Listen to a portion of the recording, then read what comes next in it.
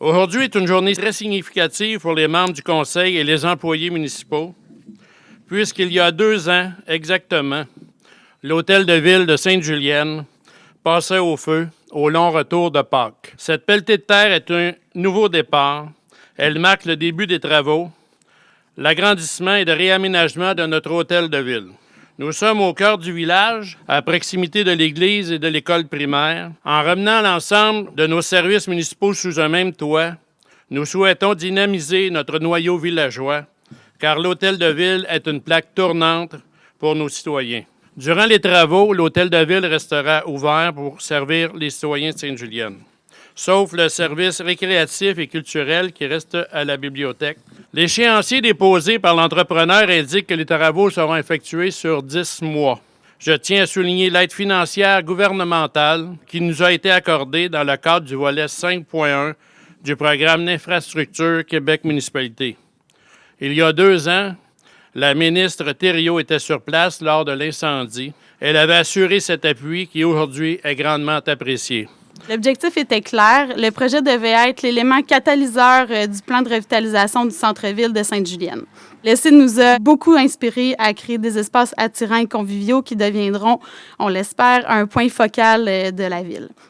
Le concept du projet est que l'agrandissement permette d'étendre l'hôtel de ville jusqu'au terrain du parc pour que la nouvelle salle du conseil profite d'un lien direct vers l'extérieur. Les différents matériaux extérieurs seront des revêtements métalliques de couleur blanc et argenté. Ils offriront une apparence légère et pure en continuité avec l'existant, qui est déjà tout blanc. Le tout s'harmonisera avec la nouvelle structure de bois et les soffites extérieurs en lattes de bois visibles en façade et dans le parc. Ce bâtiment a été construit en 1995 d'architecture moderne. Il sera réaménagé pour augmenter le nombre de bureaux à l'intérieur et il conservera son usage de service aux citoyens. L'entrée principale restera exactement à la même place et elle sera réaménagée selon les normes d'accessibilité universelle. Un grand hall d'entrée fera la connexion avec l'agrandissement et permettra l'accès jusqu'au nouvel ascenseur et au nouvel escalier reliant les 2 étages de l'agrandissement. Cet escalier-là deviendra la circulation principale et centrale du projet. Il sera bien visible en façade de jour et le soir, il deviendra un élément lumineux signalétique important pour la ville, tel un phare.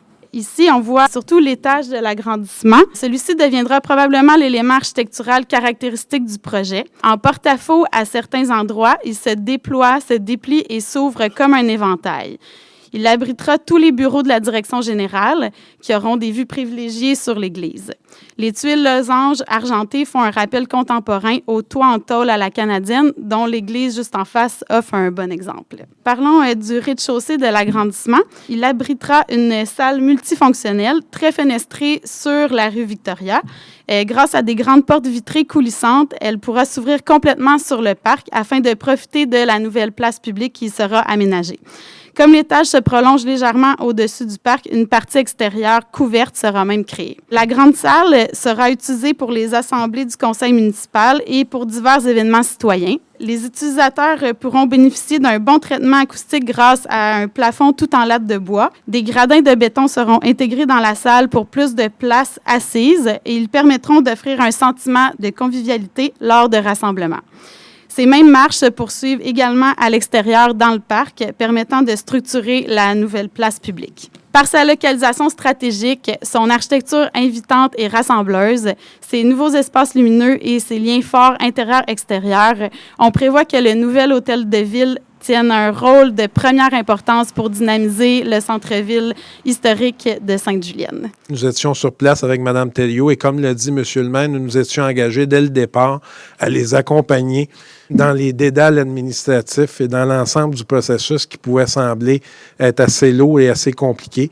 Et aujourd'hui, nous sommes fiers d'annoncer effectivement l'aide financière de plus de 2,5 millions de dollars dans le cadre du PQM-LSM qui est utilisé pour les infrastructures et pour les mises aux normes des différentes municipalités du Québec. Nous avons toujours accompagné la ville de Sainte-Julienne et nous allons continuer à le faire. Et aujourd'hui, nous le prouvons de façon concrète avec cet appui sur un projet total de 4,2 millions. Merci et bonne journée.